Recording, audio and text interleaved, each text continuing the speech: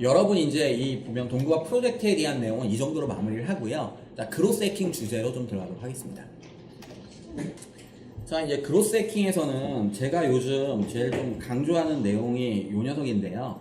자, 보면 뭐 그 디지털 마케팅, 그 다음에 요즘 들어서 뭐 4차 산업혁명 그런 얘기를 많이 하잖아요. 자, 그게 여러분들한테는 과연 어떤 의미일까요? 자, 그로스 해킹을 다루는 것들은 디지털 채널을 가지고 기존 마케팅과 되게 다른 마케팅을 하는 게 그로스 해킹이에요. 그걸 다룰 때 전 요즘 들어서 이걸 좀 강조를 하고 있어요. 자, 우리나라가 한 보면 어느 정도 규모의 마켓 사이즈를 갖고 있을까요? 자, 이거 되게 중요한 거예요. 한국이 시장이 큰가요, 작을까요? 자, 그런 것도 데이터를 하면요. 한국의 마켓 사이즈는 자, 2016년을 기준으로 했을 때 오프라인 경제가 870조, 디지털 경제가 60조짜리 시장이에요. 그러니까 합치면 우리나라 마켓 사이즈가 얼마짜리 시장인가요? 930조짜리 시장이라고 보시면 됩니다. 930조면 큰가요, 작은가요? 어마어마하게 큰 거예요. 한국이라고 해서 무시할 필요 없어요. 저희가 경제 규모가 그래도 세계 거의 한 10위권에 가까울 정도 경제 규모예요. 그러니까 저희 나라보다 경제 규모가 큰 나라 그닥 많지가 않아요. 자, 근데 문제는 뭐냐면요. 자, 그러니까 지금 현재의 경제의 중심은 뭐냐면요. 자, 요즘 디지털 얘기를 하는데, 디지털 얘기를 하는데, 시장 규모가 기껏해야 몇 조라는 거죠? 뭐, 조를 갖고 기껏이라고 하는 게 좀 웃기긴 하지만, 오프라인이 870조인데, 얘는 기껏해야 60조밖에 안 돼요. 60조밖에 안 되니까, 오프라인 관점에서는 별로 크지 않은 시장이에요. 그게 바로 뭐, 삼성전자나 현대자동차나, 여러분 아시는 뭐, 패션회사나, 뭐 한양대학교 같은 그 학교들도 다 오프라인 중심으로 다 운영되고 있다고 보시면 됩니다. 자, 근데 문제가 되는 게 뭐냐면요. 지금 현재는 60조인데 2017년 작년이에요. 작년에 어떤 일이 발생하냐? 이 시장이 860조로 10조가 줄었어요. 오프라인 경제가. 자, 그리고 디지털 경제는 어떻게 됐을까요? 10조가 늘었습니다. 자, 그러면 자, 이제 보면 올해가 2018년이죠. 자, 2018년 말이 됐을 때는 여러분이 이게 한 마켓 사이즈가 오프라인 경제가 어느 정도가 될까요? 자, 최소한 860조가 늘까요? 줄까요? 대부분 사람들이 줄 거라고 베팅을 하는 거예요. 근데 줄 거라고 베팅을 하는데 줄는 정도가 이게 보면 10조 줄었다고 해서 그럼 이쪽도 10조 줄을 거냐? 아니, 그게 아니라 15조 줄을 거냐? 20조 줄을 거냐가 궁금한 거예요. 그러니까 15년에 20조가 줄 거냐? 그러면 이쪽에서는 840조가 될 수도 있는 거죠. 이건 몰라요. 가봐야 하는데 지금 상황 봐서는 더 줄 것 같아요. 자, 그러면 디지털 경제는 어떨까요? 얘네들은 더 늘어난다고 보시면 됩니다. 자, 무슨 말이냐면 현재 시장 규모로 보면 자, 회사를 들어가시면 다 오프라인 중심으로 사고를 할 거예요. 근데 이게 어떤 의미냐면 자, 근데 자, 보면 앞으로 몇 년 후에는 어떤 일이 발생할까요? 세상이 바뀌는 일이 온다 안 온다? 분명 온다는 거예요. 혹시 여러분 레디 플레이어 원 영화 혹시 보신 분 있으세요? 혹시 몇 명이나 보셨어요? 학생들은 생각보다 많이 안 보셨네요. 그 레디 플레이어 원 보면 어떤 얘기를 하는 거죠? 저 파란색 중심은 세상에 사람들이 사는 거예요. 그러니까 디지털이 중심이 되는 거고요. 오프라인은 보조적인 거예요. 자, 근데 그런 세상이 지금 이 트렌드를 보면 여러분이 돌아가시기 전까지는 그런 세상을 보고 세상을 떠난다 안 떠난다 라고 볼 수 있을까요? 여러분 세대에선 반드시 본다는 거예요. 보면 여러분 이제 위에 선배 세대 같은 경우는 이런 세상을 보지 않고 갈 수 있는 것도 있어요. 저는 그게 어쩌면 행운일 수도 있다는 생각이 들어요. 근데 보면 여러분 세대는 무조건 이 세상을 보게 된다는 거고요. 그게 바로 4차 산업혁명이라고 보시면 됩니다. 그러면 이게 의미하는 게 뭐냐면요. 이때 배웠던 어떤 베스트 프랙티스나 프랙티스 그런 것들이 어떻게 된다는 거죠? 이제 역할을 잃어가고 있다라고 보시면 됩니다. 무슨 말이냐면 이제 그 뭐 교수님 같은 경우도 보면 전통적인 방식으로 했던 분들 같은 경우에 이제 다시 재교육이 필요한 사람이 되는 거고요. 그게 보면 학교뿐만 아니라 사회 전체가 이제 그런 일이 발생을 하는 거예요. 그런 일이 발생하고 그러면 이쪽 영역의 어떤 프랙티스, 베스트 프랙티스를 배우게 된다면 어떻다는 거죠? 이제 앞으로 살아가기가 훨씬 더 편해진다라고 보시면 됩니다. 그러면 이때의 지식들 같은 게 뭘까요? 마케팅은 이제 디지털 마케팅이나 그로스 해킹 같은 지식이고요. 다른 분야에서는 데이터 분석이라든가 프로그래밍 역량 그런 것들이 다 이때의 이제 지식들이라고 보시면 됩니다. 그러니까 4차 산업혁명이라는 게 그림을 보면 이런 거라고 보시면 돼요. 그리고 여기서 이제 이랬던 행동을 이쪽으로 가는 걸 디지털 트랜스포메이션이라고 보시면 되고요. 요걸 설명드리는 게 뭐냐면요. 마케팅에서도 이제 이런 일이 발생한다라고 보시면 됩니다. 기존의 마케팅은 ATL, BTL 중심이었다고 보면 되고요. 지금은 그게 이제 무게 중심이 하단, 디지털 쪽으로 넘어간다라고 보시면 되고요. 디지털 쪽에서 보면 이제 가장 요즘 들어서 뜨고 있는 개념이 지금 오늘 다루려고 하는 그로스 해킹이라는 주제라고 보시면 됩니다. 그래서 보면 이걸 뒷받침하기 위해서 보면요. 어떤 일이 발생하냐면 여러분 보면 토이저러스 장난감에서 아시죠? 저희가 미국 출장 가면 전 진짜 좋아했어요. 그 보면 저희가 40대 중반 아저씨인데요. 저도 가면 재밌는 게 참 많았어요. 그래서 저도 가면 항상 갔던 건데요. 이제 미국 가면 이걸 볼 수 있다 없다? 없다라고 보시면 됩니다. 이게 작년 말에 망했고요. 작년 말에 망했고 근데 올해 3월 달에 법원에서 청산하기로 결정이 됐어요. 여기 되게 아이러니해요. 얘네들이 누구 때문에 혹시 망했는지 아세요? 아마존 때문에 망했습니다. 아마존 때문에 망했고요. 실제 이게 일어난 실제 비즈니스 케이스예요. 무슨 말이냐면 2000년대 초반에 토이자러스가 온라인 판매를 시작을 했어요. 근데 오프라인에서 디지털 역량 확보하는 게 쉽지가 않아서 엄청나게 좀 보면 성과가 안 났습니다. 그러니까 아마존이 그때는 듣보잡이었는데 제안을 했어요. 우리가 토이자러스 상품만 취급해 줄 테니까 독점권을 달라. 그리고 당신들은 그러면 온라인 고민 안 해도 된다. 그래서 그때 토이자러스가 계약을 했습니다. 그래서 2년 정도 아마존이 토이자러스 장난감만 판매를 했어요. 그러니까 어떤 일이 발생했죠? 토이자러스 고객들을 확보를 한 거예요. 그 다음에 2년 후에 아마존이 배신을 때렸어요. 어떻게 했냐? 마텔이나 그쪽 가서 우리 고객 다 갖고 있어. 그러니까 우리랑 계약해. 라고 해서 다른 장난감 회사를 다 계약해버린 거예요. 고객 입장에서는 도와진 거죠. 얘네들이 화가 나서 고소를 했습니다. 고소한 다음에 누가 이겼을까요? 얘네가 이겼어요. 그래서 아마 5천만 불인가 6천만 불을 그때 배상 금액으로 받았어요.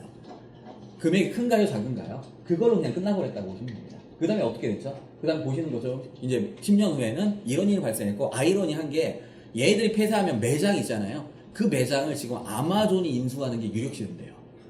이거 되게 아이러니하죠. 그러니까 그런 일들이 지금 보면 발생하고 있고, 여기 보면 자, 업종 보면 문 닫는 미오프라인 점포 사상 최대. 그래서 보면 아디다스 같은 경우도 지금 이제 온라인 쇼핑몰을 강화하고 있고요. 그래서 그런 경우를 보면요. 우리나라는 LF몰이라고 LG 패션의 LF몰이 한 3년 전부터 온라인 판매를 갖다 강화를 했고요. 참고로 작년 매출이 3천억이 나왔습니다. 3천억.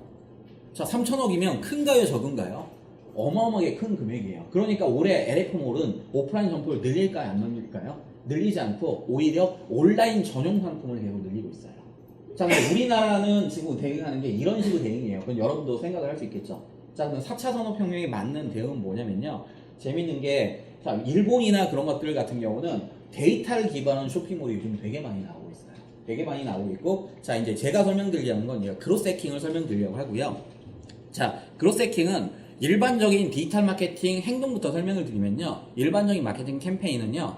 자, 목표 매출 아니면 회원수를 도출해요. 예를 들어 여러분들이 지금 이 캠페인을 한다면 캠페인을 하기 전에 이걸 갖고 뭘 하겠다는 목표를 도출하는 거예요. 대부분은 그런 것들이 매출이 되는 경우가 많습니다. 매출 또는 가입자 수 그런 거 도출하고요.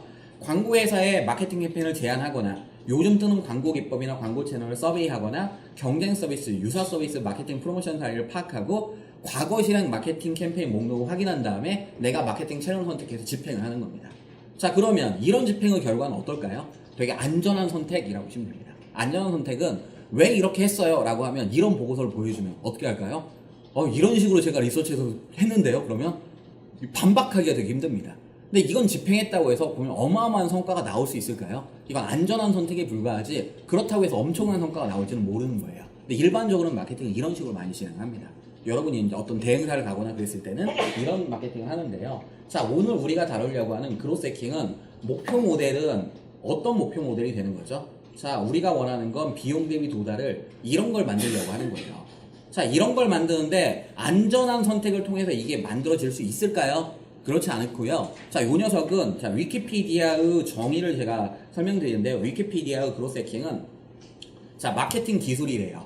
근데 누구에 의해서 개발된 마케팅 기술이에요? 기술 스타터면 대표적으로 우버나 에어비앤비 그런 애들이 만든 마케팅 기법이라고 보시면 됩니다. 자, 그러면 이 마케팅 기법은 어떤 요소를 갖고 있나요? 자, 창의성이 되게 중요해요. 창의적으로 생각하고 그다음에 분석 스킬, 데이터 분석이라는 걸 활용하고 그리고 소셜 매트릭. 자, 소셜 매트릭은 자, 어떤 의미냐면 SNS 특성이 가장 큰 특성이 뭘까요? 유저가 마케터가 될 수가 있습니다. 유저가 어떻게 마케터가 될 수 있을까요? 우리가 페이스북에서 지금 광고를 하면 최고 효과는 아까 뭐라고 했죠? 쉐어. 자, 그러면 우리 걸 갖다가 공유하는 순간 그게 보면 어마어마한 도달이 일어날 수가 있는 거예요. 자, 그러면 분석적 스킬을 가지고 창의적으로 행동해서 그리고 유저 공유를, 자발적인 공유를 일으키는 거예요. 그래서 우리가 원하는 건 뭐죠? 자, 보면 셀 프로덕트 앤 개인 익스포저, 노출을 극대화하거나 판매를 극대화하기 위한 마케팅 기술이라고 보시면 됩니다.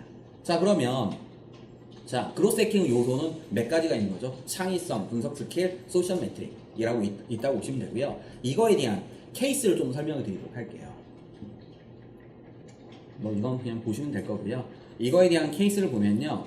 자, 보면 자, 그로스 해킹이라는 게 지금 여러분들이 개념은 이제 좀 이해가 됐을 거예요. 목표 모델을 보셨으니까. 근데 이제 내가 그걸 하려고 하면 와닿지 않을 거예요. 그럴 때 그 좋은 방법은 뭐냐면요. 남이 한 걸 이해하는 겁니다. 그게 벤치마킹이라고 보시면 됩니다. 그 벤치마킹이라고 보시면 되고요. 그래서 저도 보면 이게 저한테 되게 큰 인사이트를 줬는데요. 여러분 그 스페인에 가보면, 스페인 바르셀로나에 가보면 뭐가 유명하죠? 가우디 성당 되게 유명합니다. 가우디 성당 유명하고요. 거기에 피카소 미술관이라는 게 있어요. 제가 피카소 미술관을 가서 제일 인상 깊었던 게 뭐냐면요. 보면 2층으로 구성되어 있더라고요. 입구를 딱 들어가면 피카소 연령대에 따라 미술 작품이 배열되어 있어요. 근데 전 미술 잘 몰라요. 미술 잘 모르는데 피카소 하면 여러분 떠오르는 그림이 어떤 그림이죠? 유치원생 같은 그림 있죠? 보면 저는 이해를 못 하겠어요. 그렇지만 유치원생 같은 그림 그게 머릿속에 떠오르는데 그쪽 보면 미술관에 가보니까 제일 많이 있는 게 보면 그들이 20대 때는 뭐냐면 정물화를 엄청나게 잘 그렸더라고요. 무슨 말 정물화를 갖다 습작을 만든 거예요. 유명한 것들. 그러다가 나중에 연령대가 이제 관광의 끝쪽 가면 갑자기 어느 순간 창의적인 게 바뀌어요. 무슨 말이냐면 여러분들도 이런 거 하려고 한다면 먼저 남이 어떻게 했는지를 많이 학습하는 게 중요합니다. 그게 이 벤치마킹 목적이라고 보시면 돼요. 자, 그래서 벤치마킹을 통해서 자, 제가 이제 설명을 드리려고 하는데, 자, 링크드인 케이스를 좀 설명을 드릴게요. 링크드인이 그로스 해킹을 보면 얘는 데이터 분석으로 성장한 대표적인 회사라고 보시면 됩니다. 얘네들 같은 경우는 자, 데이터 분석을 통해 사용자가 메일함을 열었을 때 메일함 서너 번째 위치에 있는 이메일 개분율이 높다라는 분석 결과를 얻었어요. 자, 그리고 난 다음에 이거를 가지고 또 분석을 해서 사용자가 이메일을 주로 확인하는 시간대 역시 데이터 분석을 통해서 알아냈어요. 자, 언제 주로 사람들이 이메일을 확인할까요? 오전에 예를 들어 출근했을 때나 오후 점심 먹고 PC 앞에 앉아있는 시간대, 이때가 주로 이메일을 확인하는 거고요. 자, 그랬을 때 자, 그 다음 액션은 이 시간대보다 30분 먼저 이메일이 발송되도록 이메일 마케팅을 자동을 했고요. 이를 통해 메일함 상단 서너 번째 위치에 메일이 위치할 수 있도록 했어요. 자, 이러다 보니까 기존보다 클릭률이나 오픈율이 더 좋아진다라는 걸 학습을 했습니다. 자, 무슨 말이냐면 같은 마케팅을 하더라도 이런 노력을 들이니까 효과가 있다라고 판단한 거예요. 아주 작은 성공을 한 거죠. 데이터 분석에서. 그걸 갖고 링크드인은 뭘 했냐면 이게 링크드인 시스템이에요. 자, 링크드인 시스템은 자, 어떤 특징을 갖고 있냐? 보면 이게 참 재밌는데요. 자, 조금 전 보면 위닝 케이스를 가지고 링크드인 CEO가 데이터 분석이라는 레이어에 되게 많이 투자를 했어요. 그래서 이 녀석은 어떻게 동작을 하냐면요. 자, A라는 사람이 자, 링크드인 서비스에 접속을 했어요. 접속을 하면 처음에 가입을 한 거예요. 가입을 하면 링크드인은 어떤 서비스죠? 쉽게 얘기하면 이력서 사이트죠. 이력서 사이트. 그럼 여러분 이 사람한테 적합한 잡 포스팅이 뭐냐 이 정보를 보여주는 게 가장 중요한 거예요. 근데 보면 이 잡이라고 하는 건 되게 민감해서 이 사람이 파생 상품 전문가라고 한다면 파생 상품 잡이 의미가 있지 이 사람한테는 뭐 엔지니어링 잡 같은 건 전혀 의미가 없을 거예요. 근데 수많은 잡 중에서 이 사람에 맞는 잡을 어떻게 볼 거냐는 거죠. 이걸 갖다 다 데이터 분석으로 만들어냈고요. 1차적으로 이 사람이 누군지는 모르잖아요. 그러니까 가입하면 주로 링크드인 가입하면 1차적으로 어떤 정보를 요청하냐 이 사람은 이메일에 있는 친구나 전화번호에 있는 친구를 요청을 합니다. 자, 이메일에 있는 친구나 여러분들 링크드인이나 페이스북 처음에 가입하면 처음에 이메일이나 전화번호 액세스 권한을 요청하잖아요. 그걸 통해서 이 사람 친구에 대한 정보를 갖다 얘기를 해요. 자, 친구 정보를 통해서 뭘 할까요? 친구 정보 분포가 보니까 이 사람은 금융권에 있는 사람이 많아요. 아니면 IT에 있는 사람이 많아요. 예를 들어서 저 같은 사람은 저도 이제 보면 친구가 되게 많은데 저를 분석해보면 제 친구들은 다 어느 인더스트리에서 일할까요? 다 IT 영역에서 일하고 있습니다. 뭐 네이버라든가 카카오라든가 그런 걸 보면 이 사람은 모르지만 이 사람 친구들을 파악해보면 이 사람 인더스트리 추정할 수가 있겠죠. 아무도 모르는 정보를 보여주는 것보다 이 사람 친구를 보니까 이 사람 금융권에 있는 사람이 훨씬 더 많습니다. 그럼 금융권 정보를 보여주는 거예요. 금융권 정보를 보여주고요. 그러면 이게 정확할 가능성이 떨어지잖아요. 이걸 가지고 추가적으로 2차 정보를 수집하는데 2차 정보를 이런 식으로 수집합니다.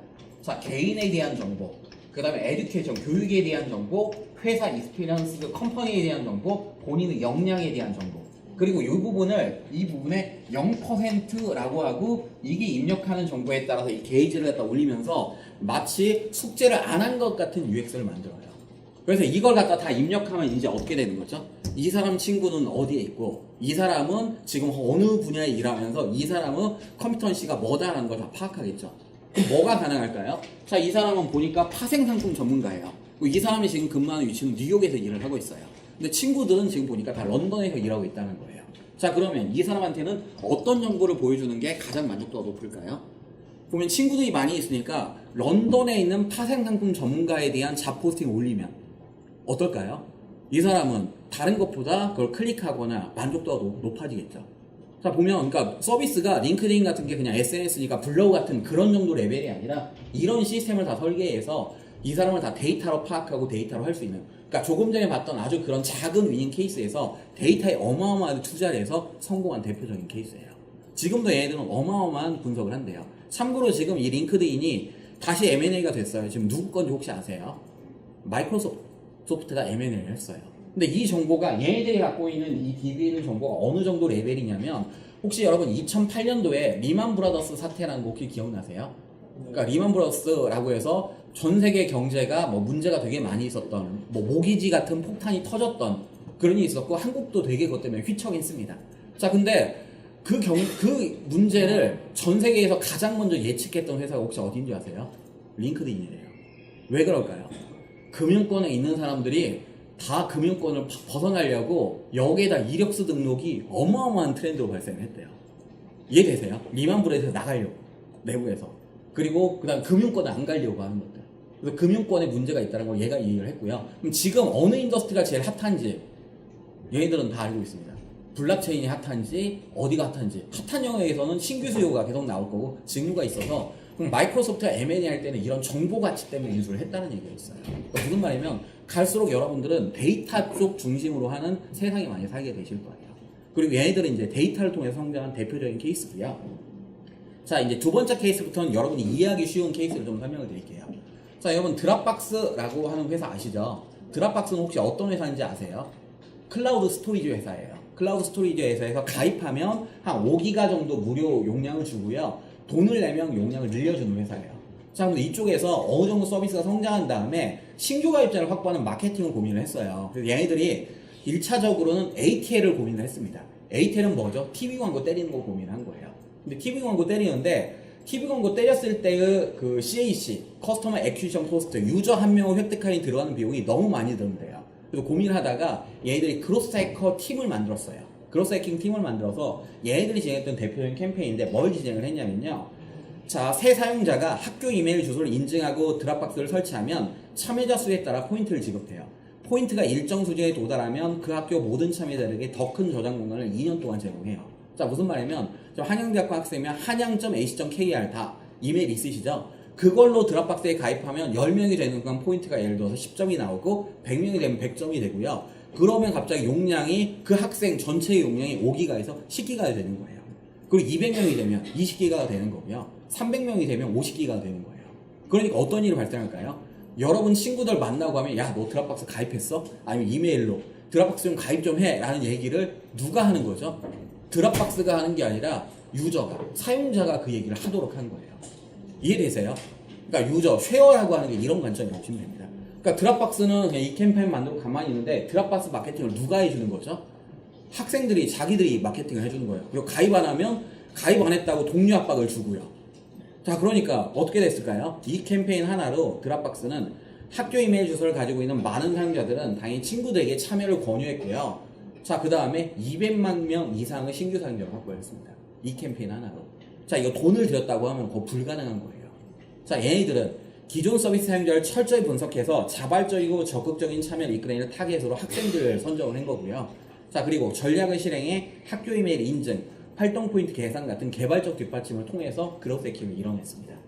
자, 그러니까 그로스 해킹이라는 건 전통 마케팅과는 좀 차이가 많아요. 자, 이번엔 다른 케이스를 보도록 할게요. 자, 한메일이라는 케이스를 보면요. 여러분, 한메일이 혹시 어떤 회사인지 아세요? 한메일이라고 하는 회사는 보면 세계 최초의 무료 이메일 회사예요. 세계 최초의 무료 이메일 회사고요. 여러분은 지금 한양.ac.kr 그 아이디 딸 때 지금 학교에서 돈 받나요? 안 받나요?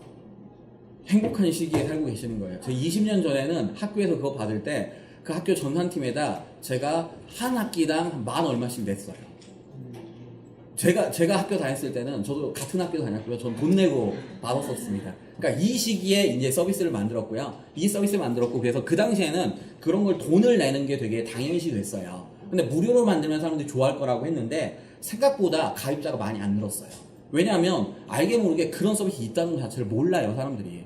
그러니까 그거 갖고 고민하다 어떻게 했냐면, 근데 이건 시대적 배경을 잘 보셔야 돼요. 얘네들이 창의적인 아이디어를 만들었는데 뭘 했냐면 모든 메일의 추신에 사랑해, 한 메일에서 무료 이메일을 받아 라는 문구를 일괄적으로 집어넣은 거예요. 자, 그러면 여러분 썸 타는 관계가 있는데 여러분이 선호하는 어떤 여성분이 있어요. 그분이 여러분들 한 메일에 메일을 보내는데 밑에 저런 게 있어요. 그럼 마음이 심쿵하지 않을까요? 자, 그러면 예를 들어서 여성분 같은 경우는 남성분이 그러면 심쿵하겠죠. 그러면 뭐야 하면서 가입하겠죠. 가입했을까요? 안 했을까요? 실제 했습니다. 실제 해서 보면 자 6개월 만에 사용자가 100만, 18개월 만에 사용자가 1200만이 달성이 됐어요. 자, 근데 시대적 맥락을 잘 보셔야 돼요. 한 메일은 세상에 나온 지 지금 25년 정도가 아마 됐을 거예요. 자, 25년 전에는 개인정보다 막 그런 게 있었을까요? 그러니까 그 당시에 가능했던 모델이 보시면 됩니다. 자, 그러면 이 녀석은 성공 핵심이 뭘까요? 솔직히 기술은 중요한 게 아니에요. 창의성이죠. 여기서 어설프게 뭐 파워드 바이 한 메일 그런 식으로 했으면 안 됐을 겁니다. 저거 보면 아주 직설적으로 사랑해 저런 문구를 저 보면 그 닭살 오그라지는 저런 문구를 집어넣은 거예요. 집어넣어서 그걸 통해서 사람들이 바이럴도 일어나고 어마어마한 성과가 발생한 거예요. 발생한 거죠. 자, 그래서 근데 여러분 잘 보셔야 될 게 지금 저랬다가 어떻게 될까요? 여러분 언론 스포트라이트 받을 수도 있습니다. 그러니까 보면 시대적 맥락을 잘 보셔야 돼요. 그래서 한 메일은 저런 창의성을 통해서 엄청나게 성장했습니다. 자, 그리고 그 다음에 에어비앤비 케이스가 상당히 재밌는 케이스인데요. 자, 에어비앤비 케이스는 여러분 에어비앤비는 어떤 회사죠? 이 녀석은 이제 소위 얘기하면 플랫폼이라고 표현을 합니다. 플랫폼이라고 표현하는데, 자, 이 에어비앤비 같은 경우는 에어비앤비가 있으면 고객이 얘는 두 부류 고객이 있습니다. 첫 번째 고객은 누굴까요? 이 A 고객은 여행객입니다. 여행객. 자, 두 번째 고객은 누굴까요? 집주인. 자, 여행객이고 집주인이 동시에 들어와야만 성공하는 비즈니스예요. 그러니까 성공의 난이도가 되게 높은 비즈니스예요. 보면 우리가 하나의 고객 공략하기도 힘든데 동시에 오픈하자마자 두 고객을 공략해야 돼요. 자, 그러면 여행객이 있고 집주인이 있으면 이 두 고객 중에서 초기 단계에 고객해야 되는 그 고객은 여행객일까요? 집주인일까요? 무조건 집주인입니다. 자, 집주인인데 왜 그럴까요? 여기에 매물이 있어야 여행객이 오겠죠. 여행객이 여기 텅 비어있는 사이트인데 올 가능성이 없겠죠. 자, 근데 집주인 입장에서는 여기다 매물을 올릴 메리트가 있을까요? 보면 방문자가 하루에 2명 방문하는데 거기다 왜 올려요? 자, 그러니까 만들어 놓고 썰렁했어요. 그리고 실제 에어비앤비는 만든 다음에 이 사업을 유지하기 위해서 몇 년간 시리얼만 먹으면서 회사를 갖다 유지했다는 게 되게 유명한 일화예요. 실제 에어비앤비 찾아보면 시리얼 항상 나옵니다. 이걸 하기 위해서 항상 고객이 안 되니까 시리얼 먹고 몇 년을 버텼기 때문에 성공한 대표적인 케이스예요.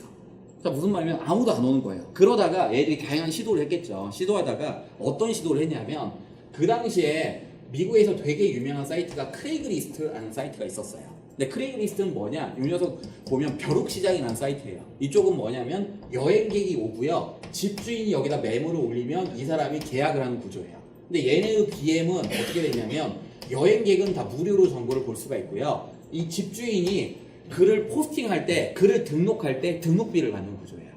그러니까 보면 서플라이어한테 광고를 받는 모델이에요. 그러니까 근데 집주인 입장에서는 그 돈 낼까요? 안 낼까요? 냅니다. 접속자가 한 달 300만 명 넘는 사람들이 방문을 하니까, 그러니까 무슨 말이냐면 쉽게 얘기하면 이게 민박이라고 보시면 돼요. 민박 그 중개 사이트라고 보시면 돼요. 그러니까 사람들은 여기에 집주인이 다 몰려 있어요. 그때 에어비앤비가 어떤 일을 했냐면 자, 여기다가 집주인이 매물을 올리고 나면 버튼 하나를 만들었습니다. 이 버튼을 크레이그리스트 올리기라는 버튼이에요. 어떻게 했냐면 에어비앤비가 자기가 계정에 돈을 내고 계정 하나를 팠어요. 자, 광고 집주인처럼 계정 하나를 팠고요. 자기 사이트에 집주인이 올린 다음에 이걸 누르면 어떻게 될까요? 자기가 판 계정 쪽으로 이 매물이 크레이그리스트에 자동으로 등록할 수 있는 그런 기능을 구현한 거예요. 이해되세요? 크레이그리스트 올리기 하면 자기 계정을 올리는 일이 발생한 거예요. 자, 그러니까 어떤 입소문이 났을까요? 집주인들 사이에. 자, 그럼 집주인은 허들을 하나 제거했죠. 왜냐면 크레이그리스트 올릴 때마다 돈을 냈잖아요. 돈을 냈는데 에어비앤비에다 올리고 크레이그리스트의 버튼을 누르면 어떤 일이 발생하죠? 공짜로 올릴 수 있는 거죠. 그러니까 집주인들 사이에 에어비앤비에 매물 등록하면 공짜로 크레이그리스트에 올릴 수 있대라는 소문이 돌기 시작한 거예요. 그러니까 불쌍하죠. 에어비 때문에 올리는 게 아니라 저 기능 때문에 집주인이 온 거예요. 근데 어떤 일이 발생했냐? 집주인이 여기 매물 올리는 게 늘어나죠. 늘어나면 어디에 정보가 늘어나죠? 이쪽에 매물 정보가 늘어나는 거예요. 이해되죠? 자, 근데 여행객이 그래서 크레이그리스트를 보는데 갑자기 이런 생각이 드는 거예요. 아니, 에어비앤비는 얼마나 대단한 부자길래 집이 뉴욕에도 있고 LA에도 있고 뭐 샌프란시스코도 있네. 미국 전역에 집이 없는 집이 없네. 그런 일이 발생하는 거예요. 이해되시죠? 집주인하고 전국에서 집주인을 올리면 다 에어비앤비라는 이름으로 다 오픈이 될 거잖아요. 그러니까 어떻게 됐냐? 궁금하니까 여행객들이 구글에서 에어비앤비를 검색하기 시작한 거예요. 검색하니까 어떻게 됐죠? 검색한 다음에 이 사람이 직접 이 사이트에 들어오니까 매물 정도 엄청나게 많고 UI, UX도 엄청나게 세련되고 크레이그리스트는 되게 꽂았거든요. 근데 보면 되게 세련된 상태로 만들어지니까 어떻게 되죠? 여행객이 나 이제 크레이그리스트에 안 갈래 라고 된 거예요. 자, 그러니까 에어비앤비 같은 경우는 자, 보면 성공한 게 당시 크레이그리스트는 오픈 API가 없어서 리버스 엔지니어링을 통해 일일이 기능을 구현한 거예요. 이건 근데 리버스 엔지니어링이라고 제가 표현을 했는데요. 쉽게 얘기하면 해킹을 한 거예요. 정책 위반을 한 거예요. 근데 이것도 배경을 잘 보셔야 되는 게 그 당시에는 크레이그리스트는 되게 큰 회사예요. 에어비앤비는 아주 작은 회사예요. 어떻게 했냐? 그냥 넘어갔어요. 크레이그리스트가. 그 다음에는 여러분 아시는 것처럼 이제 세계 최대의 보면 숙박회사 에어비앤비는 성공을 했습니다. 그래서 보면 그로스 해킹이란 용어를 만들어낸 게 쟤네들이에요. 그러니까 에어비앤비가 실제 저런 식으로 성장했던 용어에서 자 보면 여러 가지 패턴들이 있었습니다. 근데 정확하게 어떤 네이밍이 없었는데 쟤네 케이스가 발생한 다음에 자 보면 적은 비용으로 어마어마한 성과를 내는 마케팅 방법을 그로스 해킹이라고 이름을 짓게 된 거예요. 보면 쟤네들이 되게 유명한 이제 마케팅 족적을 남겼다라고 보시면 됩니다. 자, 그래서 이런 부분을 조금 더 설명을 드리면요. 자, 그로스 해킹의 요소는 크게 보면 제가 보면 몇 가지가 있다고 했죠. 창의성, 그 다음에 분석 스킬, 그리고 그 다음에 소셜 매트릭이라고 설명을 드렸습니다. 자, 분석 스킬은 주로 어떻게 활용하냐면 구글 애널리틱스라는 걸 주로 많이 이용을 하고요. 주로 많이 활용하는 게 이 AARR이라는 분석 프레임워크를 많이 씁니다. 이 프레임워크는 자 이제 주로 추구하는 게 이런 거예요. 자, AARR는 주로 내가 이제 서비스하는 앱이라든가 아니면 웹 서비스 대상으로 마케팅을 할 때 이 분석 프레임을 많이 하고요. 첫 번째는 자 보면 요 녀석을 갖다 외부라고 표현하고요. 이 외부를 애퀴지션, 첫 번째 애퀴지션이라고 표현을 합니다. 뭘 분석하냐? 우리 쪽으로 오는 유저는 누구냐? 남자냐 여냐? 연령대는 어떻게 되냐? 이들이 들어오는 채널은 어떻게 되냐? 주로 우리 고객들은 네이버를 통해서 들어오냐, 페이스북을 통해서 들어오냐, 아니면 어떤 커뮤니티를 통해서 들어오냐, 그런 걸 분석하는 게 애퀴지션이에요. 자, 그리고 그 다음에 그로스 해킹에서 제일 중요한 것 중에 하나는 제품이 좋아야 된다는 거예요. 자, 근데 여러분이 모바일 앱 같은 걸 시장에 출시했다고 생각을 해보죠. 그러면 그 앱이 제품이 좋냐 안 좋냐를 어떻게 판단할 수 있을까요? 자, 제품들은 예를 들어서 여러분이 모바일을 만들었으면 여러분 친구들한테 야 다운로드 한번 해줘 라고 하면 다운로드 할까요 안 할까요? 자, 보면 다운로드는 대부분 합니다. 근데 문제는 한 번 사용은 하는데 보면 반복 사용을 하지 않습니다. 다운로드를 하면 한번 궁금해서라도 다운을 해볼 거예요. 근데 그 사람이 두 번, 세 번 만약에 접속을 한다면 이건 대박 날 수 있는 가능성이 있어요.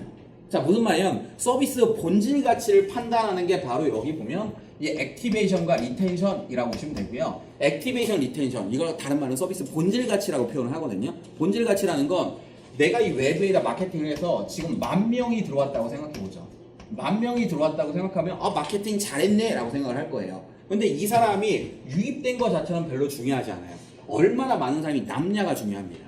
그래서 어떻게 했냐, 10,000명이 들어왔는데 매일 사용하는 사람, 그걸 의미하는 게 바로 DAU예요. DAU는 데일리 액티브 유저의 약자예요. 그러니까 영어여서 있어 보이는데 날마다 사용하는 사용 사람들, 그게 DAU라고 보시면 됩니다. 그래서 10,000명이 유입됐는데 만약에 DAU가 1,000명이면 뭐라고 해석할까요? 이게 잔존율 10%라고 표현합니다. 그러니까 마케팅에서 사람들을 갖다 10,000명을 끌어왔는데 몇 명이 가치를 느낀다는 거예요. 10%만 가치를 느끼고 나머지 보면 90%는 다 떠나버린다라고 보시면 됩니다. 자, 뭐 이런 상황에서는 저희가 마케팅 지금 광고를 우리가 배웠잖아요. 광고 비용을 더 태운다고 해도 회사가 성공할 가능성이 높을까요? 어떨까요? 밑 빠진 독일 가능성이 되게 높아요. 무슨 말인지 이해되세요? 자, 이런 것들은 다른 걸로 보면 그림을 이렇게 그려볼게요. 그림을 자 이런 항아리가 있는데 항아리에 제가 유저를 갖다 집어넣습니다. 유저를 집어넣으면 항아리가 만약에 구멍이 없다면 집어넣은 유저가 계속 여기 남아있겠죠. 근데 항아리가 만약에 깨져 있다고 생각해보죠. 깨져 있으면 여기 유저를 집어넣어도 유저는 전부 다 새버리겠죠. 그러니까 리텐션이라고 하는 걸 의미하는 것들은 이게 과연 우리 서비스가 깨졌냐 안 깨졌냐를 보는 거예요. 보시면 서비스가 깨졌다라고 하면 어떤 일이 발생할까요? 그 어떤 회사도 성공하지 못합니다. 대표적인 케이스가 제가 하나 대표적인 예를 한번 보여드릴게요. 여러분 네이버 아시죠? 네이버가 항상 서비스를 할 때마다 성공할까요? 어떨까요? 보면 제가 재밌는 케이스를 한번 보여드릴게요. 자, 네이버가 과거에는 NHN이라는 이름으로 불리다가 이번에는 회사명이 네이버로 바뀐 거거든요. 근데 NHN 여기 보면 뭐라고 써있죠? 자, 100억 회식 비설, 아크로드, 배짱만큼은 만점이다. 이게 무슨 말일까요? 자, 여기 보면 언제 올린 거냐면 2005년이에요. 2005년에 네이버가 어땠냐면 이때 네이버가 돈을 엄청나게 벌었어요. 원래 벤처였다가 되게 손가락 빨고 있다가 갑자기 2003년부터 대박이 나서 돈을 엄청나게 가져왔거든요. 그럼 그 다음에 그때 경영진이 뭐냐면 돈이면 다 된다는 생각 그때는 가졌어요. 제가 이 시기에 네이버에 있었는데요. 왜냐면 이제 성공을 하니까 못 해봤던 걸 다 해보고 싶은 거예요. 그래서 어떤 일을 했냐면 이게 네이버 역사에 남는 일인데요. 그 당시 게임 제작 비용이 5억에서 10억이면 대작 게임이라고 얘기를 들었습니다. 2005년도니까 금년같이 5억 10억이면 대작이었어요. 근데 어떤 일을 했냐 네이버가 100억을 들여서 게임을 개발한 거예요. 100억을 들여서 게임 개발하니까 유명하다는 PD는 다 채용했어요. 그러니까 스타 군단을 만들었고요. 100억을 3년 동안 쏟아부었어요. 그 다음에 사람들은 그러니까 게임장 보통 대작은 5억짜리 10억짜리인데 100억짜리 게임이니까 게임 좋아하는 사람 엄청나게 기대를 했겠죠. 마케팅 비용은 어마어마하게 썼겠죠. 자, 그러면 게임이 딱 오픈되고 나니까 어떤 일이 발생했냐? 자, 보면 게임 서버도 어마어마하게 서버를 준비를 했어요. 대박 날 거라고 생각해서 그런 데다 돈을 많이 썼던 거예요. 근데 오픈한 날 자, 게임 하는 사람은 누구만 있었냐면 네이버 직원들만 게임을 했어요. 그 당시에 저도 기억나는 게 의무적으로 하루에 3시간씩 게임하라는 그 명령이 하달됐습니다. 자, 그리고 유저들 보면 마케팅에서 모은 유저들 다 어디 있었을까요? 게시판에서 댓글놀이 하고 있었어요. 게임이 워낙 재미없으니까 게임은 안 하고 댓글놀이가 더 재밌는 거예요. 댓글 100억을 대체 어디다 썼냐. 그리고 그때 나온 게 회식비설 얘기가 나온 거예요. 이 사람 보면 사람들 모아놓고 게임 재직 안 쓰고 다 놀러 다녔다 3년 동안. 이게 제 이제 네이버에 나오는 흑역사 중에 하나 100억 회식비설이에요. 자, 그 얘기는 뭐죠? 네이버가 사람들에서 진짜 많이 모였는데 어떻게 다 빠져나간 거예요. 자, 그러면 이런 상태에서 마케팅 한들 효과가 있을까요? 전혀 효과가 없습니다. 그럼 이때는 마케팅 타임인가요? 이 제품을 어떻게든 더 개선해야 되는 타이밍인가요? 여기선 돈 써봤자 소용이 없는 거예요. 마케팅. 제품을 다시 만들어야 되는 거예요. 제품을 다시 만들어야 되고 실제 네이버가 이런 것들이 꽤 많이 있었어요. 이런 것도 있었고 그 다음에 엔토이라고 혹시 들어보신 적 있으세요? 여러분 못 들어봤을 거예요. 그게 보면 중학생 대상으로는 SNS를 그 당시에 개발했고요. 그 개발은 여러분 아시는 맥킨지가 와서 어마어마한 컨설팅 비용을 들여서 만들었고요. 그것도 한 100억 넘게 들였어요. 근데 그것도 서비스를 석 달 만에 접었습니다. 100억 이상 됐는데. 자, 무슨 말이냐면 돈 갖고 되는 게 아니라 마케팅 하려면 일단 제품이 좋아야 되고요. 제품이 좋다 나쁘다 라고 하는 것들을 어떻게 판단하냐, 그런 것도 데이터를 통해서 판단할 수 있다라고 보시면 됩니다. 일반적으로 DAU라는 수치를 많이 씁니다. 데일리 액티브 유저. 그래서 DAU 수치가 높다면 예를 들어서 1000명이 들어왔어요. 근데 날마다 DAU를 하는 사람이 예를 들어서 600명 정도 이용을 한다면 그때는 마케팅을 해도 되는 거예요. 마케팅을 해도 계속 사람들이 모여있으니까 마케팅 비용을 쓰면 쓸수록 유저는 계속 늘어나겠죠. 논리적으로 한다면, 그런 상태라고 한다면 내가 마케팅 비용이 없다라고 하면 이런 상태일 때는 투자자들한테 나 보면 회사 대박 났는데 돈이 없어서 마케팅을 못하고 있어요. 그럼 우리한테 돈 좀 줄 수 있어요? 라고 하면 투자자가 서로 달라드는 거예요. 이해되죠? 자, 그러면 이런 회사는 무조건 성장을 합니다. 무슨 말이냐면 그로스 해킹에서는 마케팅 타이밍을 데이터를 통해서 파악한다라고 보시면 됩니다. 그 타이밍이 액티베이션과 리텐션이라고 보시면 됩니다. 자, 그리고 리퍼럴이라는 건 뭐냐면요. 자, 이런 서비스가 오픈이 됐어요. 그리고 그다음에 그 DAU도 되게 수치가 높아요. 자, 그러면 마케팅 효율을 위해서 노력해야 되는 게 요 녀석한테는 자, 유저에게 공유하는 기능이 과연 있냐 없냐를 판단합니다. 그게 바로 리퍼럴이에요. 자, 그럼 유저 공유를 어떻게 하면 유저 공유를 늘릴 수가 있을까요? 유저 보면 무슨 말이냐면 마케팅을 하는데 마케팅이라는 건 우리가 우리 얘기를 하는 거잖아요. 브랜드 얘기를 하는데 브랜드가 자기 얘기를 하면서 나쁘다는 얘기하는 사람이 있을까요? 브랜드는 무조건 좋다라고 주장을 하겠죠. 우리 건 최고야 라고 주장하는데 아크로드도 그렇게 주장을 했습니다. 아크로드도 그렇게 주장을 했는데 자 그거에 대해 유저들은 어떻게 판단하죠? 당연히 브랜드가 얘기하는 건 걸러들 거예요. 자 근데 브랜드는 좋다라고 판단하는 얘기를 하는데 내 친구가 바로 지금 여러분 옆에 앉아있는 사람이 야 이거 써봐 이거 괜찮아 라는 얘기를 하면 어떨까요? 그 얘기는 브랜드보다 훨씬 더 신뢰도가 있겠죠. 그걸 일으키는 게 바로 리퍼럴이라는 거고요. 리퍼럴은 주위 사람들 적극 추천하냐. 자 그러면 리퍼럴을 일으킬 수 있는 요인은 뭘까요? 요 녀석한테 이제 여러 가지 기법들을 적용할 수 있습니다. 대표적인 것들은 자 리퍼럴을 일으킨다면 뭐 어떤 게 가능하냐? 이런 것들이 가능합니다. 자 보면 예를 들어서 자 어떤 서비스가 있어요. 예를 들어 에어비앤비를 한번 생각해보죠. 아니 우버를 한번 생각해보죠. 여러분 우버라는 것 아시죠? 우버라고 하는 건 자동차 공유 서비스. 우리나라 보면 그 카카오 차량 같은 걸 생각하시면 될 거예요. 자 근데 우버에서 사람들이 경험을 해서 좋은 경험이 나왔어요. 좋은 경험이 있는데 좋은 경험이 있는 사람이 여기 댓글을 적극적으로 남길까요? 안 남길까요? 안 남깁니다. 근데 만약에 우버를 쓰고 난 다음에 UX를 활용해서 쓰자마자 곧바로 보면 예를 들어 댓글 쓰는 란이 나오고 자 지금 쓴 사람은 어떻습니까? 라는 창이 뜬다고 한다면 어떻게 할까요? 댓글 남길 가능성이 높겠죠. 그리고 댓글 남긴 걸 우리 페이지에 연동해서 거기에 나오도록 한다면 우리에 대한 내용이 더 많아지겠죠. 자 그리고 그런 식으로 이 보면 레퍼럴이라고 하는 건 제가 뒤에서 정리할 텐데 다양한 요소로 우리가 기획에 의해서 유저의 자발적인 메시지를 이끌어낼 수가 있습니다. 그러니까 그런 것들이 과연 있냐 없냐를 판단하는 게 바로 저 리퍼럴이라고 보시면 됩니다. 그러니까 리퍼럴은 우리 내용을 공유하도록 하는 거예요. 이런 것도 수치화를 할 수가 있습니다. 수치화할 수가 있고요. 그래서 최종적으로는 이 사람들이 과연 매출이 일으키지 않냐를 판단하는 게 데이터 분석에서 많이 쓰는 프레임워크예요. 이걸 보면 우리 서비스가 집중해야 될 시기가 뭐냐, 어디에 집중할 거냐, 그래서 과연 매출이 날 거냐, 안 날 거냐, 그런 걸 분석할 때 데이터 분석을 되게 많이 활용을 합니다. 자, 그리고 난 다음에 쉐어 부분을 한번 생각을 해보도록 할게요. 자, 유저가 우리 브랜드의 얘기를 갖다 얘기하도록 하기. 어떻게 하면 가능할까요? 자, 그러면 무슨 말이냐면 그로스 해킹은 쉽게 얘기하면 우리가 어떤 주장을 하는 게 아니라 우리는 어떤 시드만 만들어요. 유저들이 얘기할 수 있는 얘기거리를 만들고요. 유저가 우리 브랜드에서 얘기하도록 하는 마케팅 방법론이 그로스 해킹이라고 보시면 됩니다. 예를 들어서 제가 버거킹이에요. 버거킹인데 버거킹에서 지금 광고를 때렸어요. 근데 버거킹 광고 보고 여러분이 예를 들어 SNS에다가 버거킹 얘기를 할까요? 안 할까요? 당연히 안 하겠죠.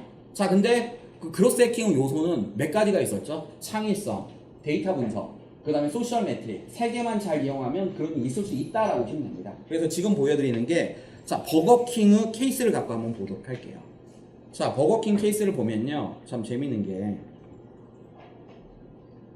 창의적이라고 하는 것들이 되게 중요하다라고 지금 설명을 드리려고 하는 거예요. 보면요.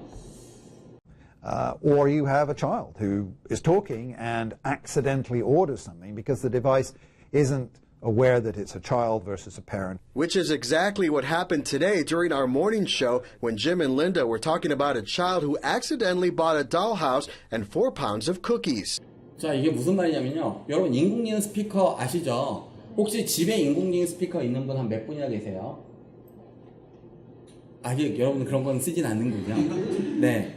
아직 한국에서는 아직 멀었군요. 자, 참고로 미국은 인공지능 스피커가 딱 시장을 양분했습니다. 아마존은 알렉사라는 것과 구글홈 두 가지 양분됐고요. 아마존 알렉사가 지금 한 1000만 대 정도 보급이 됐고요. 구글홈이 한 500만 대 정도 보급이 됐어요. 근데 보면 이 인공지능 스피커는 어떻게 하냐면요. 구동어라는 게 있어요. 예를 들어서 아마존 알렉사는 그 알렉사라고 한 다음에 내가 어떤 명령어를 하면 그게 명령이 실행됩니다. 근데 우리나라 예를 들어서 지금 현재 인공지능 스피커 카카오톡 같은 건 카카오 노래 틀어줘 그 정도밖에 해결을 못 하는데요. 아마존은 쇼핑몰이잖아요. 그러니까 아마존은 알렉사 한 다음에 예를 들어서 내가 초콜릿 갖다 줘 라고 하면 다음날 아저씨가 택배 아저씨가 초콜릿 갖고 옵니다. 자, 그러니까 어떤 일이 미국에 발생을 하냐면요. 애들이 보면 자기는 엄마 아빠보다 알렉사가 더 좋대요. 왜 그럴까요? 엄마 아빠한테 초콜릿 사달라고 안 사주는데 엄마 아빠 출근한 다음에 알렉사 나 초콜릿 먹고 싶어 하면 다음날 아저씨가 초콜릿을 들고 오는 거예요. 사탕 먹고 싶어 하면 가져와서 그게 사회 문제가 됐다라고 얘기가 나와요. 이해되시죠? 애들이 보면 얼마나 똑똑한데요. 얘기하면 다 갖다 주는데 그걸 안 하겠어요. 이해되시죠? 그러니까 이제 그걸 가지고 조금 전에 이 아저씨가 되게 유명한 앵커인데요. 이 아저씨가 이제 TV 그 앵커라면서 그런 사회 현상을 풍자하면서 엄청난 사고를 쳤어요. 뭐라고 했냐면 보면 곱자기 그냥 알렉사 얘기한 다음에 뭐 기미야 달러하우스 앤 쿠키라고 표현을 한 거예요. 어떻게 됐을까요? 1000만 대의 인공지능 스피커가 자 꺼놓는 사람이 없습니다. 24시간 켜져 있어요. 알렉사라는 구동어를 인식을 했으니까 뭐 어떻게 했냐면 배달 사고가 난 거예요. 자, 이 인형의 집과 이 쿠키가 전국에 있는 알렉사 집으로 배달이 된 거예요. 자, 그래서 여기 보면요. 자, 이 친구. 이 행복한 표정을 보세요. 아, 이 표정 진짜 사랑스럽습니다. 자, 어떻게 했냐면 그 모든 집에 다 이게 배달이 된 거예요. 그러니까 당연히 아마존은 반품을 받았죠. 반품을 받았는데 일부 집은 얘네 집 같은데 그냥 아빠가 너 그냥 가져라고 했어요. 그러니까 저렇게 행복한 표정을 짓고요. 아까 그 아저씨가 어마어마한 사고 친 거죠. 사고도 진짜 대형 사고를 친 거죠. 자, 근데 이런 사고에 대한 마케터로서 의견은 어떻게 할까요? 대부분은 이걸 보고 웃고 넘어갔어요. 아, 저 사람 사고 쳤다 끝났는데 우리 버거킹이 이걸 가지고 창의적으로 해석을 했습니다. 자, 어떻게 했냐면 이 배경은 이해되시죠? 이걸 가지고 뭘 했냐면 신규 햄버거를 출시했습니다. 근데 15초 만에 신규 햄버거를 갖다가 어필하는 건 쉽지 않죠. 여러분들 지금 뭐 메시지 만드는 게 쉽지 않았죠? 근데 얘네들이 뭘 했냐면 자, 15초 마지막 멘트를 고민했고요. 마지막 멘트를 이렇게 만들었어요. 오케이 구글 와퍼버거에 대해서 설명해줘.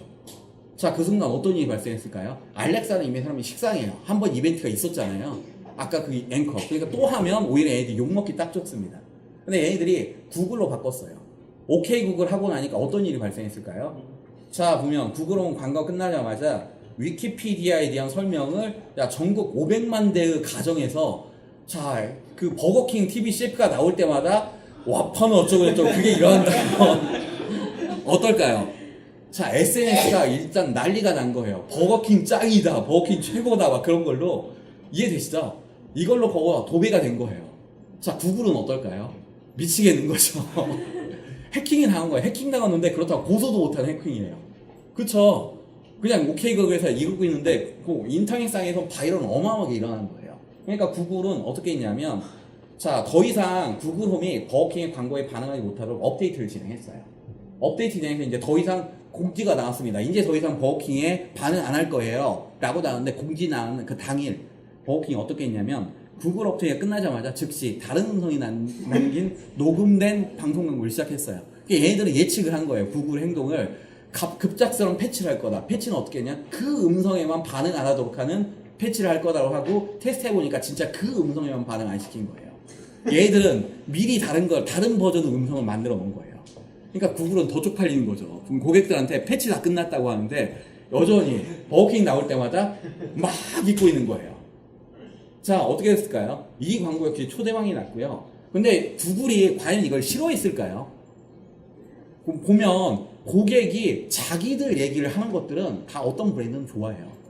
얘기를 갖다가 너무 안 좋게 막 악의적으로 얘기하는 건 모르겠지만 이건 보면 유머잖아요. 그 이벤트고 사람들 보면 아까 봤던 그 애 사고처럼 심각한 사고도 아니에요. 그러니까 이때 단기적으로 버거킹에 대한 보면 노출수는 어마어마하게 커졌고요. 구글홈에 대한 노출수 같이 증가했습니다. 이해되세요? 그러니까 기존에 예를 들어서 그냥 ATL 광고, TV 광고라고 한다면 그것만 갖고는 도저히 있을 수 없는 성과를 디지털 환경과 결부해서 만들어냈어요. 그래서 제가 지금 보면 저희 집에 인공지능 스피커가 3개 있거든요. 그 보면 카카오 미니와 그 다음에 그 네이버 인공지능 스피커와 구글홈 3개가 있거든요. 그래서 카카오와 그 다음에 이제 그 셀리가 네이버 쪽이에요. 셀리에게 제 걸 녹음해서 같이 녹음을 틀어줬어요. 반응을 합니다.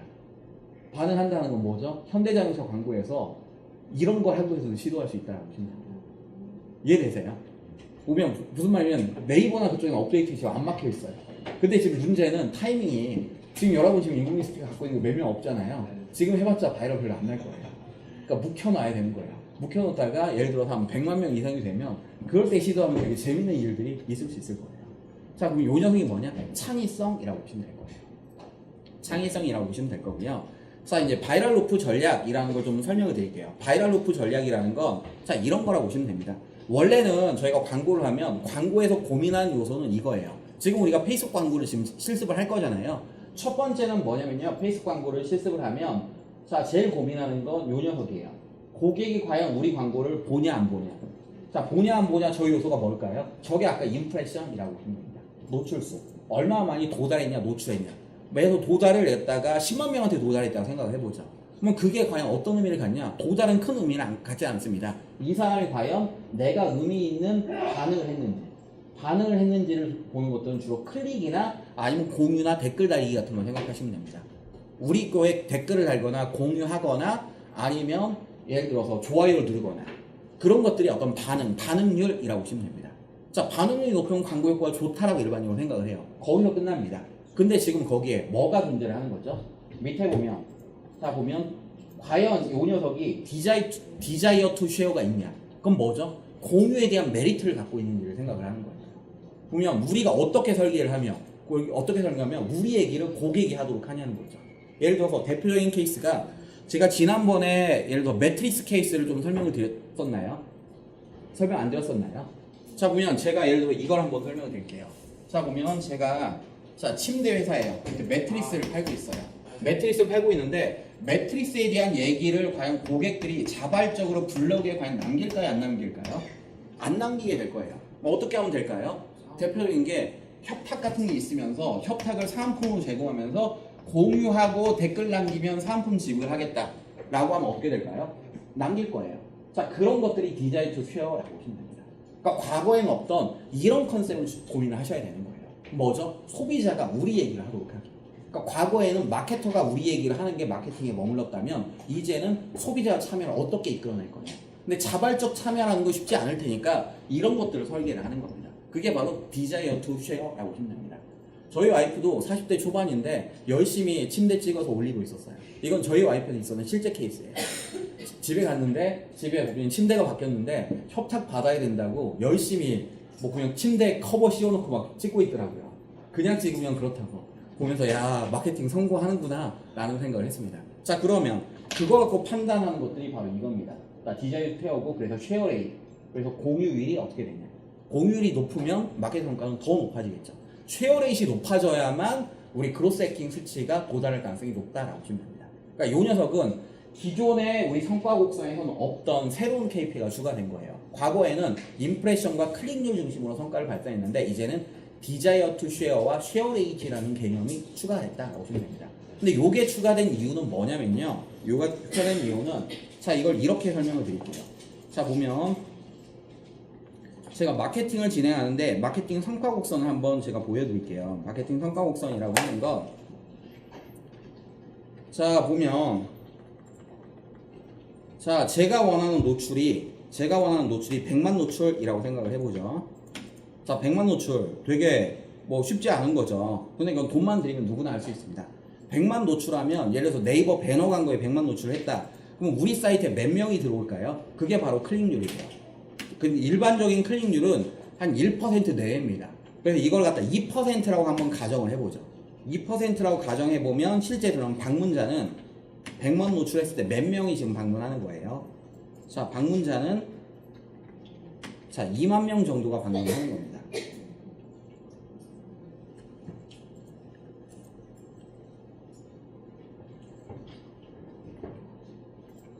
자, 2만 명 정도가 방문을 하고요. 이 방문자가 다 구매하는 게 아니라 이 사람이 이제 전환율이라는 게 존재를 합니다. 전환율은 이 사람들이 몇 명이 구매를 하냐는 거예요. 전환율도 일반적으로 한 1% 후반 정도가 되거든요. 자, 그러면 구매자는 몇 명이 되는 거죠? 구매자는 자, 400명 정도가 구매자가 되는 거고요. 자, 그러면 이들에 대해서 주로 많이 분석하는 게 ARPU, 에버리지 레버뉴 퓨이죠. 유저 한 명이 평균적으로 얼마짜리를 구매하냐는 거예요. 그러면 이제 여러분 회사마다 이 수치가 다를 거고요. 이게 5만 원을 구매한다고 생각해보죠. 자, 그러면 기대 매출이 얼마가 될까요? 기대 매출이라고 하는 것들은 자, 2천만 원 정도가 돼요. 자, 2천만 원 정도면 이게 큰가요, 작은가요? 자, 근데 여기서 생각해야 될 게 여러분 이익률이라는 게 있습니다. 일반적인 이익률은 보면 10% 내외입니다. 그래서 네이버 같은 회사만 뭐 30%, 40%가 되고요. 일반적인 회사는 10%면 되게 잘하는 겁니다. 자, 그러면 기대 이익은 어떻게 될까요?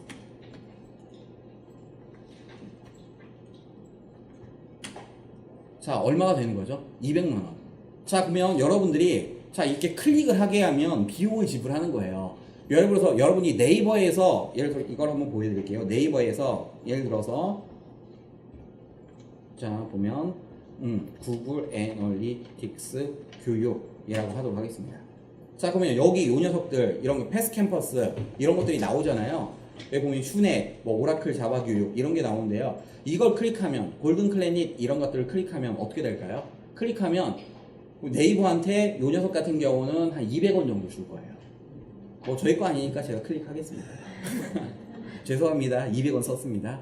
자, 그럼 200원 썼고요. 자, 이게 200원이고요. 만약에 여러분들이 이 키워드가 여기 보면 화상통신.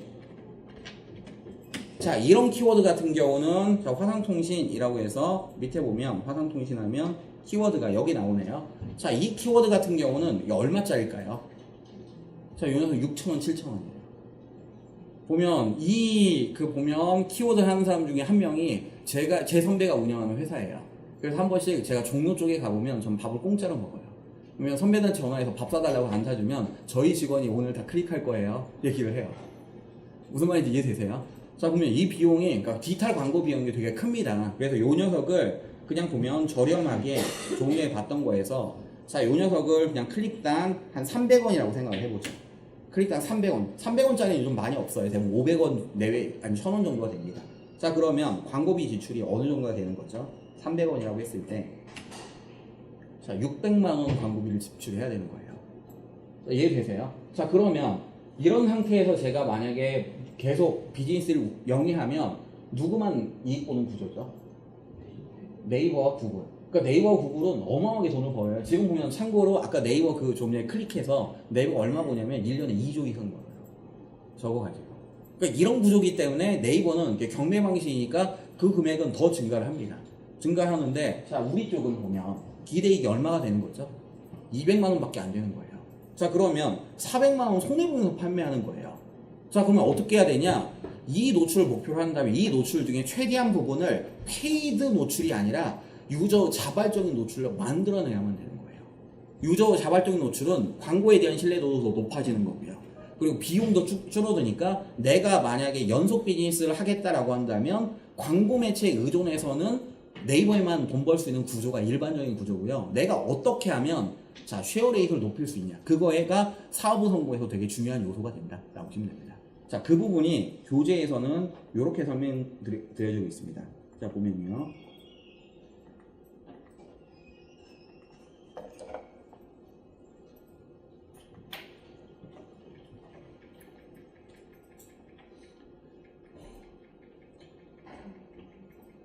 자, 보면 이게 데이팅 앱에서 그 보면 미국에 있는 데이팅 앱이 자료를 갖다 공개한 자료예요. 공개한 자료 보면 자, 보면 유저를 설치하게 하는데 비용이 얼마 드는 거예요? 2.49불.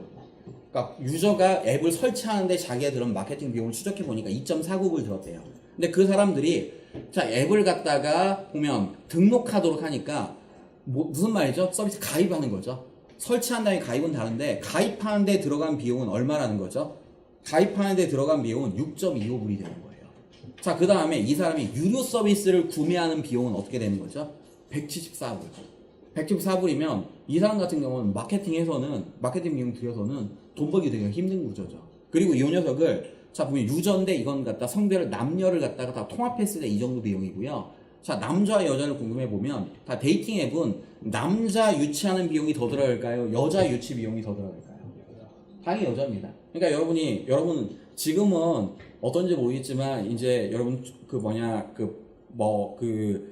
춤추는 곳이나 그런 데 가보시면 여성은 입장료 안 받는 곳 되게 많죠.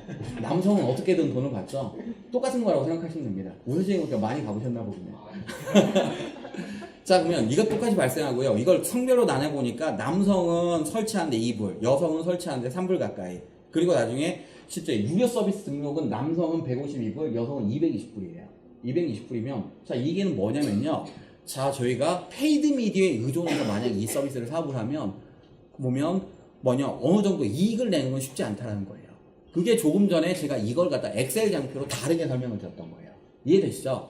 그게 이제 도출되는 게 그래서 이 쉐어레이트 어떻게 하면 유저가 자발적으로 공유하도록 하냐라는 거고요. 그리고 그 다음에 공유한율을 어떻게 평가할 거냐. 그게 바로 아까 설명드렸던 이 리퍼럴과 매치되는 거다라고 보시면 됩니다. 그래서 보면 디지털 환경에서는 저 유저의 참여를 어떻게 이끌어낼 거냐. 그게 보면 사업 성공의 아주 중요한 요소 중에 하나다라고 보시면 됩니다. 그걸 정리를 해보면요. 자, 그러면 바이럴리티 이걸 갖다가 보면 바이럴리티 유저의 자발적 입소문이라고 표현을 하는데요. 어떻게 하면 이걸 갖다 증가시킬 수 있을까요? 자, 그 요소는 크게 제품 내재적 장점이 있습니다. 무슨 말이냐, 여러분 제품 자체가 공유를 안 하면 가치를 못 느끼는 제품들이 있어요. 대표적인 게 어떤 제품이 있을까요? 카카오톡이나 라인이나 밴드. 여러분 혹시 카카오톡 처음에 어떻게 설치했는지 혹시 기억나세요?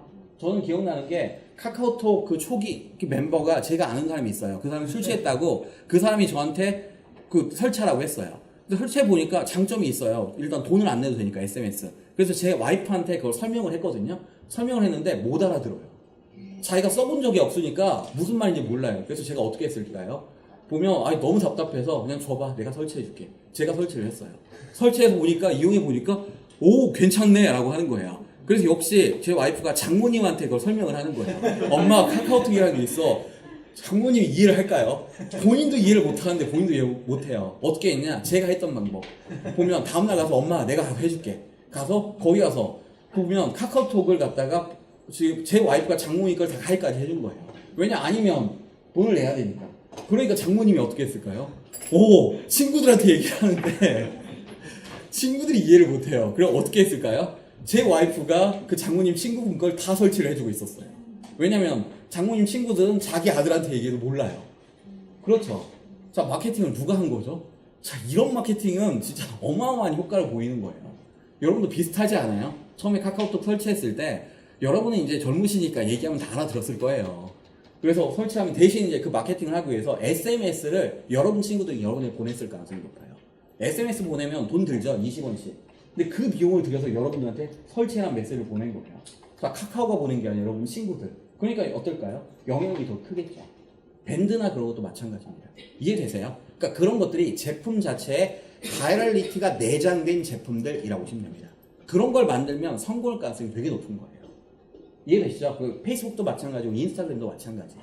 그러다 보니까 걔네들은 다른 제품보다 성공할 가능성이 더 높은 제품이고 여러분들도 어떤 걸 기획한다면 이런 요소가 제품에 녹아들어 있다면 마케팅 효율은 되게 증가한다라고 보시면 됩니다. 참고로 이 앞에 있는 왓츠앱이라는 앱 있잖아요. 혹시 왓츠앱이 어떤 앱인지 혹시 아세요? 이게 카카오톡의 원조예요. 세계 최초의 무료 메신징 서비스예요. 그러니까 보면 김범수 의장님이 미국에서 이거 써보고 자 이걸 갖다가 한국에 도입하면 대박 나겠다 해서 만든 게 카카오톡이라고 보시면 됩니다. 근데 왓츠앱이 어느 정도로 성공을 했냐면요. 7억 명 다운로드 될 때까지 마케팅 비용을 하나도 안 썼대요. 마케팅은 제로로 썼는데 7억 명 다운로드가 된 거예요. 어떻게 된 거죠? 제가 얘기했던 미국은 SNS 보내는 게 돈이 더 비싸요. 그러니까 이걸 갖다가 어떻게 해서 이걸 다 설치를 한 거예요. 이해되시죠? 마케팅을 이 사람은 앉아서 그냥 마케팅을 한 거예요. 이게 보면 제품은 내재적 가치라고 보시면 됩니다. 두 번째는 인위적 바이럴 캠페인을 설계할 수가 있습니다. 주로 어떻게 하냐? 공유를 통한 보상 경계를 통해서 공유를 유도해요. 아까 봤던 것처럼 드랍박스의 아카데미 캠페인. 자, 사람들이 많이 가입하면 보상을 주는 식으로 해서 아까 200만 명을 유치를 했고요. 제가 설명했던 어떤 매트리스 케이스. 매트리스 케이스는 어떻게 한 거죠? 유저가 매트리스 얘기가 안 나오니까 협탁을 사은품으로 제공하고 보면 세트에 어울리는 협탁이니까 제가 보면 여성분들은 무조건 공유하게 만들었더라고요. 보면 침대가 있고 침대랑 거의 똑같은 세트 협탁이에요. 근데 내가 사진만 찍어서 올리면 그걸 내가 받을 수 있는 거예요. 어떻게 할까요, 여성분들? 당연히 올리겠죠. 세트인데 보면 그것도 몇만 원 될 텐데 올리는 비용이 훨씬 싼 거죠. 그런 식으로 공유를 유도하는 것들이 인위적 캠페인이라고 보시면 됩니다. 그럼 카카오톡 카트는 어떨까요? 카카오톡 카트가 어떤 건지 혹시 아시죠?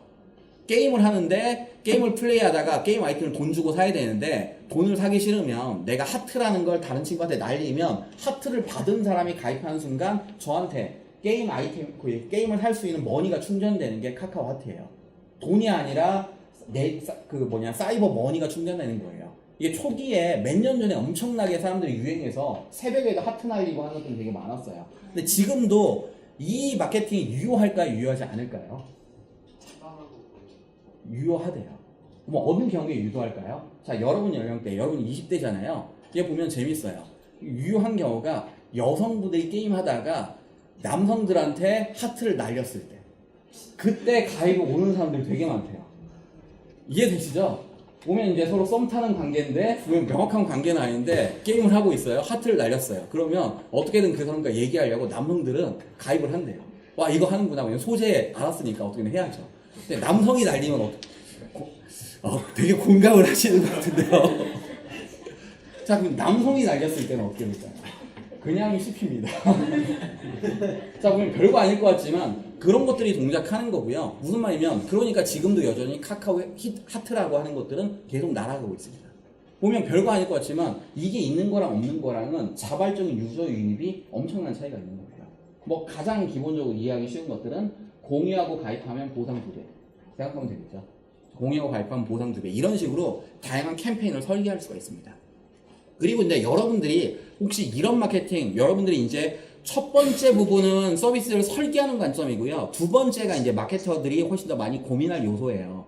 자, 제가 여러 가지 케이스를 설명드렸는데 이런 게 더 궁금하면 어떻게 하면 될까요?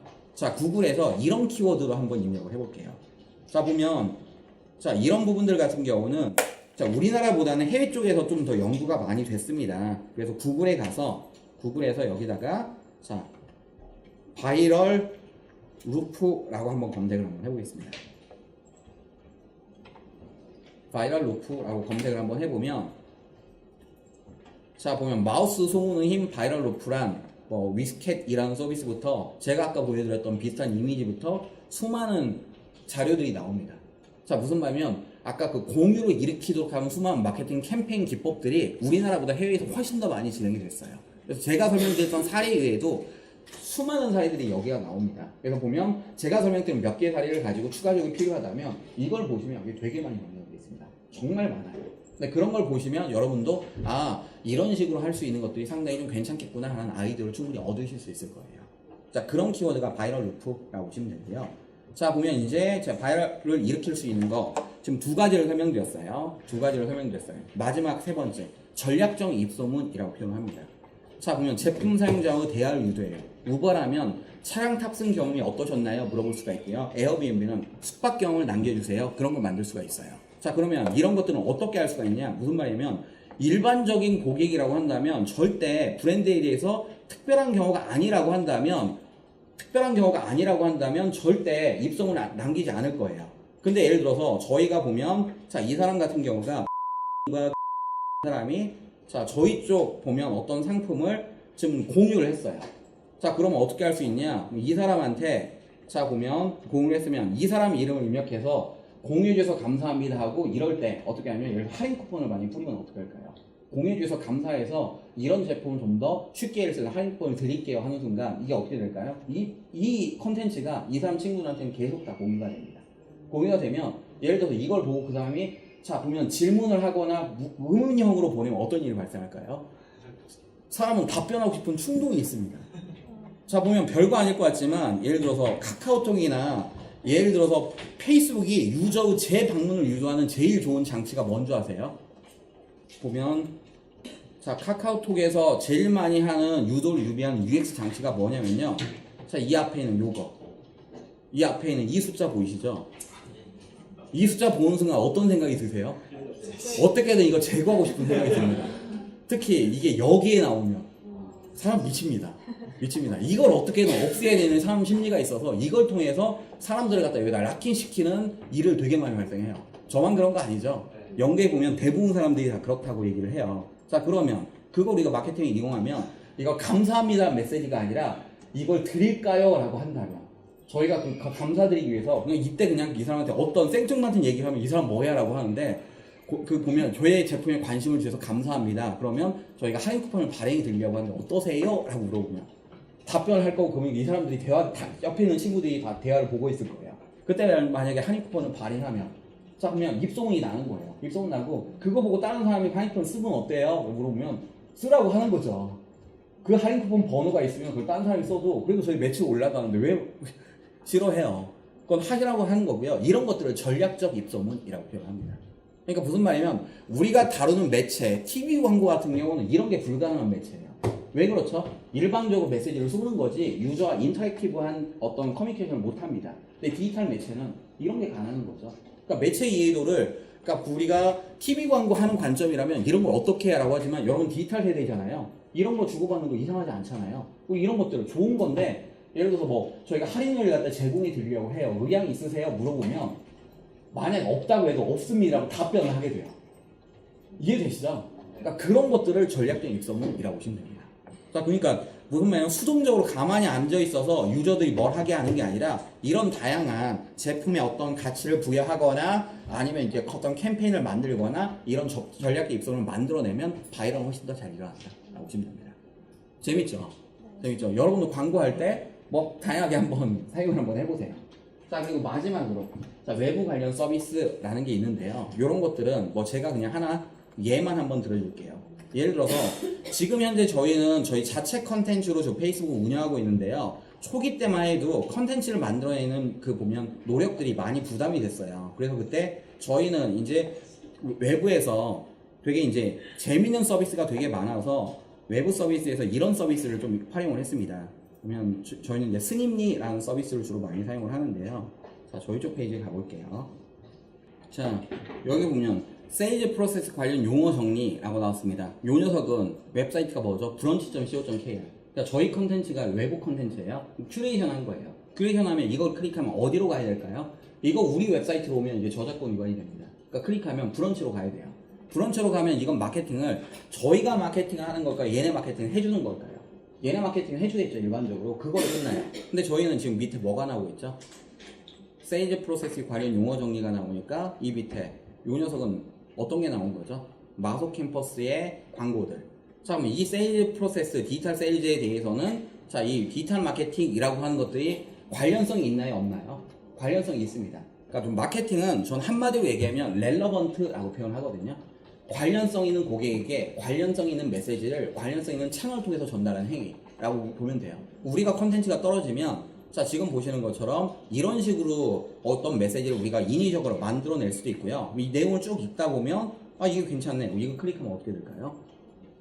저희 쪽에 페이지로 유저들이 이렇게 넘어오는 거예요. 그러면 자, 돈 들이지 않고 유저 하나 유입한 거죠. 자, 이런 식의 서비스도 되게 많습니다. 그러니까 이런 걸 통해서 제가 설명드리려고 하는 게 뭐 반드시 이런 서비스를 써라가 아니라 우리가 지금 활용하는 채널은 자, 마지막으로 이제 정리하고 마무리를 짓도록 하겠습니다. 우리가 지금 활용하는 채널은 자, 보면 자, 고객 제품 서비스 메시지를 만들어서 채널로 활용하는데 전통 채널이 아니라 디지털 채널이죠. 디지털 채널은 어떤 특징을 갖나요? 이건 서비스로 특징을 갖고 있습니다. 서비스로 특징을 갖고 있으니까 이건 진화도 하면서 수많은 관련 서비스가 있어요. 과거에 여기 보면 에이텔 같은 경우는 내가 서비스에 참여를 할 수가 없고 서비스를 변질도 못해요. 그러니까 내가 수동적으로 어떤 광고를 최대한 많이 노출하는 걸로 끝나는 거예요. 근데 이 녀석은 서비스고 그 다음에 유저 참여를 이끌어낼 수가 있거든요. 그런 서비스 특성을 어떻게 잘 활용하냐에 따라서 마케팅 성과는 어마어마한 편차가 나온다라고 표현합니다. 그 편차를 극대화시키는 회사들이 바로 그로스 해킹을 잘한 케이스고 게임 회사 중에 이걸 아주 잘하는 케이스가 존재를 합니다. 여러분 포켓몬고 아시죠?